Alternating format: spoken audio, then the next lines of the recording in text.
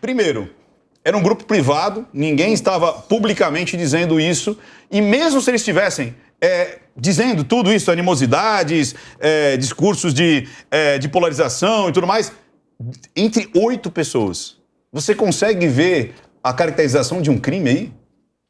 Bom, primeiro que eu acho que descrédito dos poderes não é uma estrutura de crime, né? Desacreditar dos poderes da República, às vezes talvez seja alguma solução, né? Enfim, mas é uma visão minha. Em primeira instância, então você tem liberdade de pensamento como está previsto constitucionalmente. Agora, as questões de ação prática, de ordem prática, é possível, eu não tenho acompanhado quais são as relações de nexo causal profundas, porque também elas não foram tão claras, estão bastante obscuras, se isso tem relação com outros atos que houveram anteriormente de pedidas de fechamento do STF objetivamente. Houveram militâncias objetivas que foram para lá e acamparam por um tempo dentro da região do STF e essas pessoas precisam sobreviver. Agora, quem que financiou esse tipo de ocupação? Será que o ministro, o Alexandre de Moraes, acredita que isso tem uma relação? Não sei, porque ele não pronunciou isso, certo? Mas houveram essas ações. Essas ações, majoritariamente, eram encabeçadas sempre a favor do presidente da República e do seu ministro da Justiça na época, que era o Moro, né? O grande ministro Moro contra o FGTS, que foi citado, inclusive, num vídeo aí que viralizou, né? Que era o STF citaram como FGTS, que era um problema da sociedade. Então, assim, se há um nexo causal entre esses empresários e essas ações que ocorreram lá... Parece que não tem, viu, Glaucio? Não porque tem, como então. abriu o sigilo, Sim. Foi baseado a partir, olha que loucura, de uma notícia no Metrópolis. Sim. Ou seja, começou num site de fofoca. Você entendeu? Então, sim, tipo... Sim. Olha que não teve nexo causal, nem temporal, nem de ligação. Foi simplesmente porque o repórter, lá, o jornalista, colocou os prints, e prints esses, que eu falei, o pior deles é esse. Sim. Porque os outros tipo, eu acho que o cara é um vagabundo, eu não gosto disso. Foi nesse nível. Sim. Você entendeu? Sim, eu acho que isso é uma relação, mas eu acho que ela não é uma grande novidade, isso que me preocupa mais. Até o que o Edson estava comentando sobre casos de pessoas que são condenadas pela mídia e são levadas a tribunais, e aí o juiz não quer abrir mão, né? Eu vou falar de um caso, por exemplo, a gente teve o caso do Rafael Braga, que ficou esperando o julgamento por 6 anos, né? Porque carregou uma garrafa de pinhão-sol perto de uma manifestação, que ele não estava, né? Ele não é um deputado federal, ele não vai ter uma repercussão grande na mídia, né? A gente teve casos de manifestantes durante a Copa do Mundo que foram presos como uma formação de quadrilha, também pela mesma relação, que a mídia bateu primeiro e falou, foi uma formação de quadrilha. Eles também não têm essa força toda de deputados federais. Esses empresários, eu acredito que eles têm uma certa sorte das condições econômicas que têm para poder se defender e provar que eles não têm nenhuma relação disso depois que isso tudo é confirmado, né? Eu acho que o poder econômico, infelizmente, ainda, a gente falou disso em off, inclusive, né? Infelizmente ainda gerencia grande parte da possibilidade de ampla defesa que deveria ser para todo cidadão, né? E aí eu acho que há sim uma ingerência, eu vejo que há uma ingerência da parte, pelo menos na minha opinião, espero que ela também não seja criminalizada, da parte do ministro, né, Alexandre de Moraes, não só nesse caso, a gente tem casos de grupos de esquerda trotskista como o Partido da Causa Operária, que fez duras críticas e acabou tendo uma série de sites cancelados. Então acho que sim, acho que está acontecendo um abuso da parte do ministro, na minha opinião, se eu puder dá-la ainda, né? Pois é, você sabe que, olha que loucura, né? A gente parece que discutir uma situação é pisar em ovos. Uhum. Emitir uma opinião é pisar em ovos. Quer dizer, o Glaucio acabou de falar, será que eu posso? Será que eu posso falar? Que ponto que a gente chegou no Brasil, né, Marcelo? Eu cantei essa bola aqui, Marcelo, quando a gente estava falando, olha que loucura, quando a gente estava falando do Léo Lins, quando a gente estava falando do limite do humor, eu falei assim, olha, se colocar limite no humor, vai ser um pulinho para colocar limite no que a gente fala sobre política e sobre o STF. Daqui a pouco a gente não vai poder falar do STF, não vai poder falar das urnas, não vai poder falar da eleição. Como assim eu não posso falar? Eu não posso discutir a eleição, discutir os mandos e desmandos de qualquer ministro? Como é que... Cara, você é um cientista político, Marcelo. E aí, como é que... Que loucura que é essa que está acontecendo no Brasil? E o pior ainda, parece que a gente não está fazendo nada. Ricardo, você muito, talvez duro em excesso. correndo o risco de ser preso, mas se por acaso isso acontecer, eu vou dizer que você é meu chefe, você deve ir antes. É isso aí. Tá? Ninguém solta a mão de ninguém. Olha aqui, ó, vamos aqui, ó. Vai se levar o Marcelo, tem que levar todo mundo aqui, ó. Nós temos um grupo... Só vou contar uma bola, hein? Nós temos um grupo de WhatsApp. Olha, correndo o risco de ser preso. Vamos lá. Eu fui presenteado no dia da posse do Alexandre de Moraes, estar aqui na Jovem Pan, e eu fiz um comentário, eu fiz um pedido no meu comentário. Sua Excelência, ministro Alexandre de Moraes, peço que o senhor não seja o elemento de instabilidade da democracia, porque é o que está acontecendo. Ele é o elemento de estabilidade, eu vou dizer por quê. Há uma confusão que está sendo feita pelo ministro Alexandre de Moraes e outros ministros. Eles estão confundindo democracia com Estado democrático de direito. A democracia é um regime político. Vamos tentar reduzir de uma forma muito clara, para ficar bem claro. É um regime político que pressupõe um conjunto de regras e instituições que permitem com que o povo controle os seus governantes, estando ele em quaisquer poderes que estejam. Mas por serem governantes e autoridades, eles têm que estar sob o controle do povo. O que é o Estado democrático de direito? É a construção dessas instituições de uma maneira tal que, para garantir esta democracia, esse controle que a sociedade faz sobre os seus governantes, eles tenham também preservados todos os seus direitos, dentre eles aquele que é fundamental, a sua liberdade. 2, a liberdade e a privacidade. O que é que está acontecendo por parte de Sua Excelência, o ministro Alexandre de Moraes?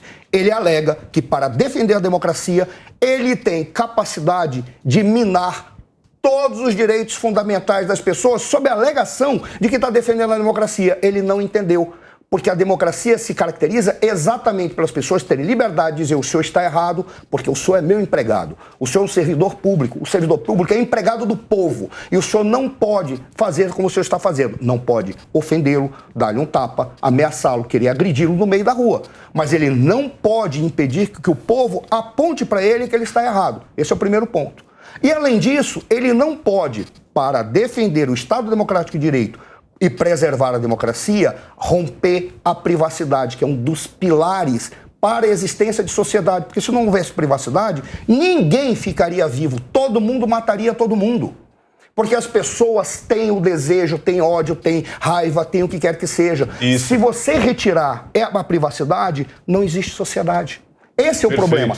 Ele está sendo o elemento que está trazendo instabilidade para a democracia e está acabando com o Estado Democrático de Direito. Aquilo que ele fez, a partir de uma notícia de jornal, um pedido de um senador, que é o organizador da campanha de um candidato à presidência da República, cujo órgão que consegue controlar ou garantir a isenção nesse processo eleitoral, ele preside, e ele, como presidente do TSE... Ele aceita esse pedido de um cara que já está totalmente contaminado. O que ele está fazendo é colocar mais um jabuti nessa árvore do processo eleitoral atual, ao ponto de ou desacreditar, ou desestabilizar, ou gerar esse estado de pessoas quererem matar umas às outras, tal qual a gente viu de um indivíduo que, mesmo que ele tivesse apenas ameaçado e não jogado nada, ele trouxe uma estabilidade. Por quê? Porque ele praticamente jogou para o público, aquele cara que tentou agredir o Bolsonaro, fez de conta que agrediu o Bolsonaro, jogou para o público que tudo vale. Até mesmo porque está caracterizado que existe uma parcialidade daquele indivíduo que não poderia ser parcial, que é o presidente do TSE e está coordenando o processo eleitoral como um todo. Ele praticamente disse: olha, eu posso fazer o que quiser, porque como é contra o Bolsonaro, não vai dar em nada. Não quer dizer que isso não tenha ocorrido erros também com relação ao ex-presidente Lula. Ocorreram também. Mas o Alexandre de Moraes não pode estar fazendo o que ele fez. Ele foi ilegal, foi ilegítimo e, além de tudo, ele foi o elemento de instabilidade do nosso processo democrático nesse momento. E você sabe, Marcelo, que é assim, ele está querendo uma situação que é sobre-humana. Ele quer tolir justamente as emoções, e as emoções são falhas, ou seja, eu sentir ódio, eu sentir indignação, eu sentir raiva e eu expressar a minha raiva, a minha indignação, é uma coisa. Não praticá-la Praticar é uma coisa. Agora, eu falar, eu odeio o Alexandre de Moraes, eu detesto o Bolsonaro, eu gostaria que eles fossem pro meio do buraco da mãe deles e tal. Cara, é uma expressão, é uma indignação. Os seres humanos são falhos. De repente, eu vou extrapolar com o meu grupo, com os meus pares. Quer dizer, virou um Big Brother. Big Brother lá do 1984. Só uma coisa. Porque a gente tá com medo agora de falar no WhatsApp. Olha que drama que esse cara tá causando nessa sociedade. Você tá com medo de falar, inclusive você troca nome. Por exemplo, você vai escrever morte, você já põe o E, você põe o número 3. Você vai falar urna, você não escreve, você põe números porque você vai postar já com a sua autocensura.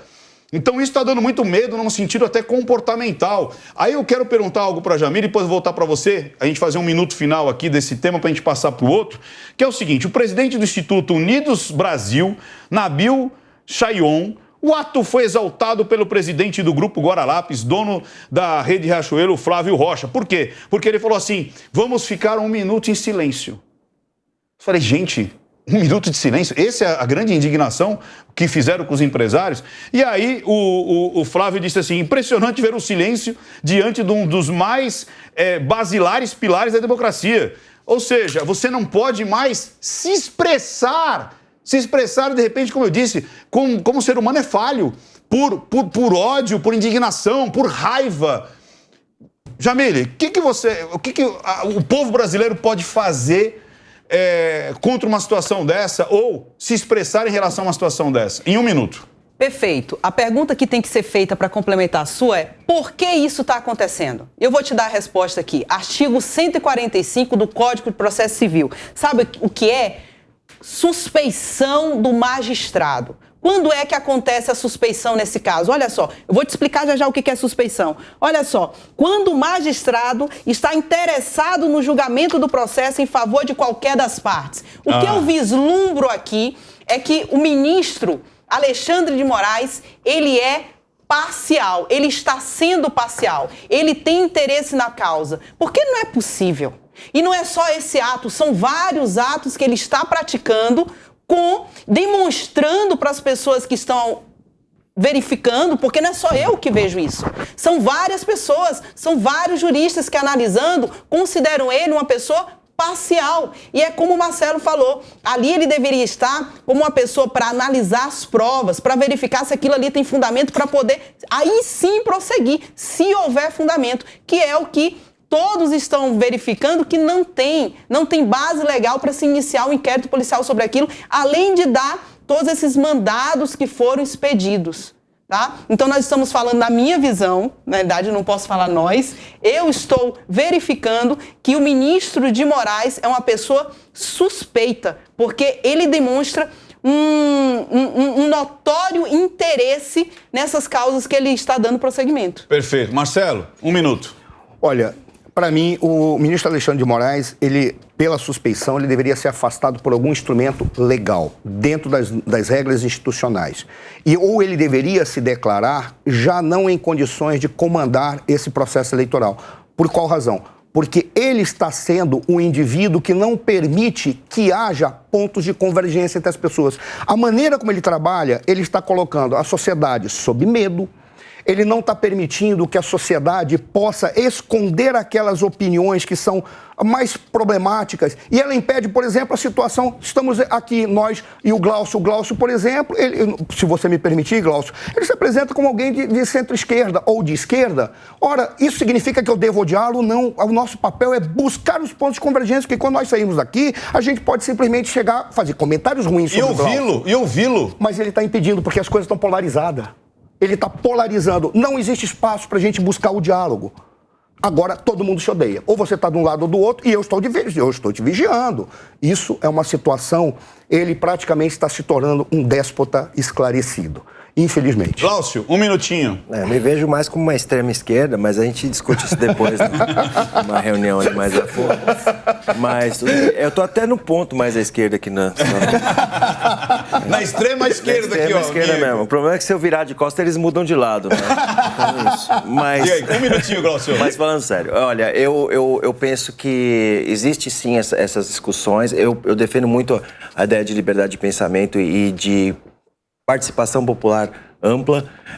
Eu vejo que essas questões que estão ligadas à amplitude moral aristotélica, né, se permite meu colega aqui, que, né, que até foi exaltado aqui pelo Ricardo, né, a razão livre da paixão, ela não é existência real, né? A gente tem uma paixão que está envolvida com uma razão e tem razão que tem paixão. Nós temos que entender o que está acontecendo pelo que existe em si. Então, eu penso que existem necessidades reais que estão envolvidas. Eu acredito sim que tem interesses eleitorais, tem interesses partidários, mas a gente tem que ver todos esses lados e quem está verificando participar cada vez mais, né? Porque independente de quem estiver lá escolhido para fiscalizar a gente e gerenciar a nossa vida, a gente tem que ter a nossa vida também. Edson, um minutinho. Bem, tem duas coisas que eu temo. A primeira é que, juntamente com pedagogia, o direito é a profissão mais procurada no país, né? E eu temo em que... eu aprendi isso no Exército Brasileiro quando oficial, que nós devemos nos espelhar nos bons exemplos, né? Obviamente, eu acho que o ápice da carreira de um jurista é você chegar lá ao STF. Eu acho que todos que, por um momento, se compelem a fazer um vestibular, entrar na universidade, pública ou privada, e se tornar, tirar a OAB, ele fala, um dia serei um juiz do STF. Assim como o Moro, 15 segundos. Publicamente ele disse isso. Eu acredito, eu temo... Eu tô ficando tenso com esses 15 segundos. Você acabou comigo. Vamos lá. Mas enfim, Vamos lá. a minha esperança é que isso se reverta, esse comportamento do nosso juiz, ele mude para que ele volte com avidez a ser um exemplo para a sociedade.